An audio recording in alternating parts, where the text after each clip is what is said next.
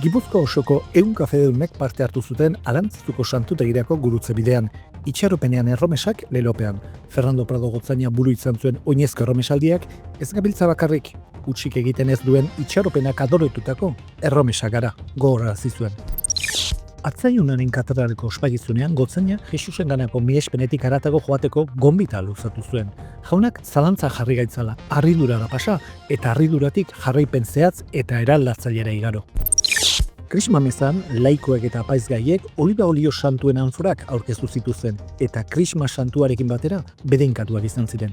On Fernando, sakramentu loturen eta jainkoaren herriaren zerbitzura dauden apaizen konpromiso berrituaren garrantzia azpimarratu zuen. Ostegun santuan, azken afaria, eukaristia eta apaizua ospatu genituen. Ostira santuan berriz, jaunaren ekaldia, bi ospakizunak Artzaiona katedralean eta Gipuzkoako parrokia guztietan ospatu dira.